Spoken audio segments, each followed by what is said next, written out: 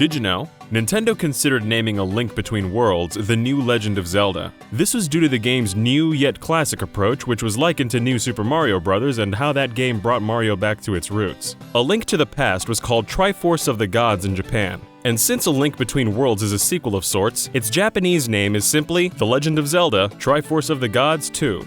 Although A Link Between Worlds is the game's final name, it was internally called Jack. This seems to be part of a bigger reference. The internal name for Ocarina of Time 3D is Queen. For Wind Waker HD, it's King. And for Majora's Mask 3D, it's Joker. The internal name for Triforce Heroes is Alice, implying the project names are all a reference to Alice in Wonderland. The game has another secret within a name. The protagonist Yuga is named after the Japanese word Yuga, which means oil painting, a clear reference to his wall-merging magic. Plans to make A Link Between Worlds began immediately after the completion of Spirit Tracks in 2009, and before the 3DS was fully developed. Most of the Spirit Tracks team left to work on Skyward Sword, leaving only 3 developers to work on a new game. These were Shiro Mori, Hiromasa Shikata, and an unnamed programmer. The 3-man team began making a game around the theme of communication, and after about 6 months of work, the project was shown to Zelda creator Shigeru Miyamoto. Miyamoto thought the project was outdated, saying it seemed like an idea that's 20 years old. The team dropped their old concept and brainstormed something new.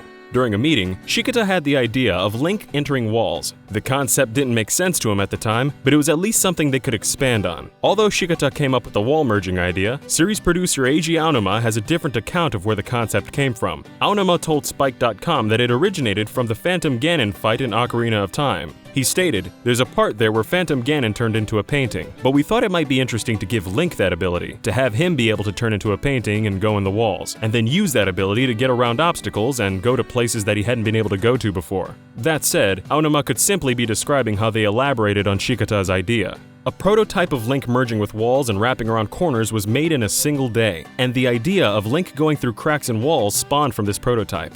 The project was again presented to Miyamoto, who this time gave his approval. After their victory, however, the team was disbanded to work on titles for the upcoming Wii U, which desperately needed games for its launch. Sensing the project wouldn't be finished in 2013 if work didn't resume immediately, Aonuma worked part-time on the game with 2 staff members while the rest of the team were away. A few test dungeons with the wall mechanic were made, with plans to make 50 more small-scale dungeons. When this 50-dungeon proposal was shown to Miyamoto, it was literally torn up. Miyamoto reiterated a suggestion he'd already made, that they should base the game on A Link to the Past. Miyamoto had previously asked for A Link to the Past to be remade with stereoscopic 3D, but Aonuma had dismissed this. Aonuma thought a 2D game with 3D visuals wasn't interesting enough on its own. However, this idea was a solution to one of the game's issues. The title started out using the Spirit Tracks camera angle, which the team grew bored of. The camera didn't change enough when Link merged with a wall, which presumably affected the gameplay. To give a clearer view of Link, and better define both parts of the game, the camera was made to switch from a top-down view to a side view when Link transformed. For Aonuma, the wall merging and camera utilization ultimately justified a 2D-style Zelda having 3D visuals, as it made the concept more interesting.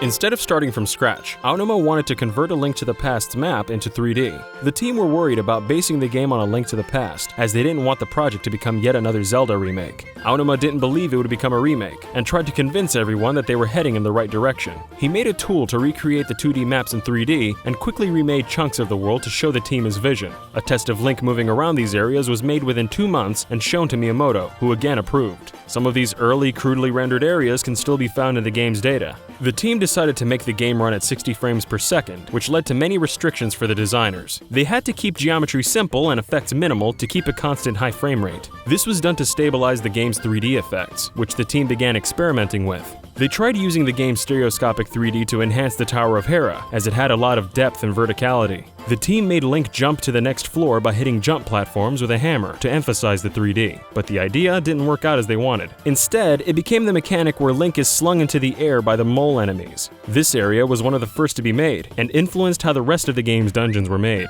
Although the team was eager to experiment with stereoscopic 3D, they had to keep themselves in check. Partway through development, they were told about the Nintendo 2DS and the system's limitations. Since its hardware couldn't display 3D, they had to tweak the game so that all puzzles could be solved without without stereoscopic visuals. The team also experimented with Link being able to jump in his wall form, as they thought running along a wall resembled 2D platforming games. They ultimately decided to keep things simple and limit Link to horizontal movement. Another interesting detail about the game's perspective is that every object in the game is slanted. This was done so the player could clearly see the front of objects, such as Link.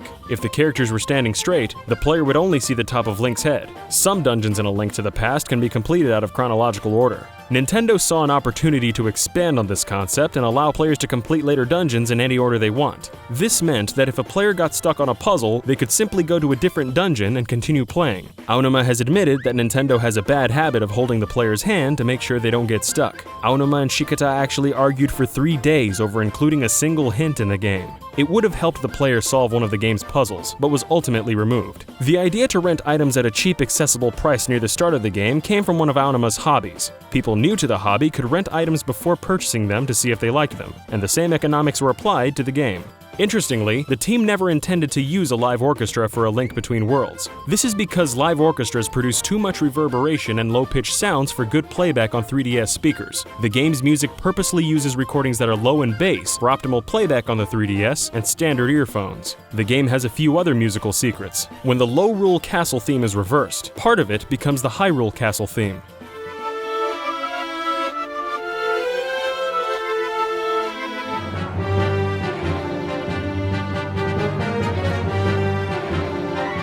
Nintendo also reused some music exclusively in Japan.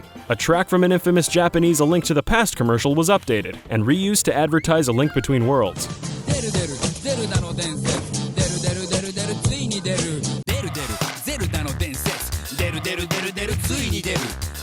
Although some of the names appear to have been changed from A Link to the Past to A Link Between Worlds, they were simply reverted to their original names. The Loyal Sage was originally known as Shinpu in Japan, which means priest. The name was changed in A Link to the Past because of Nintendo of America's stance on minimizing religious references in games.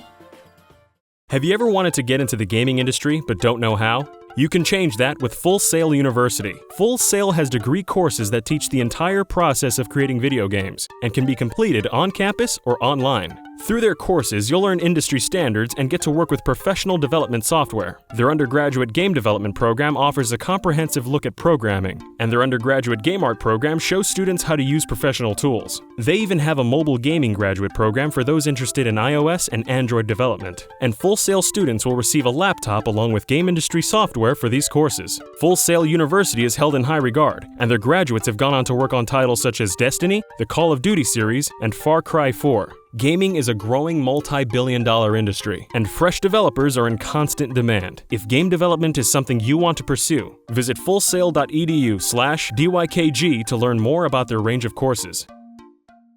If you like this video, give it a like, and for more Zelda facts, check out the Did You Know Gaming video on Ganon.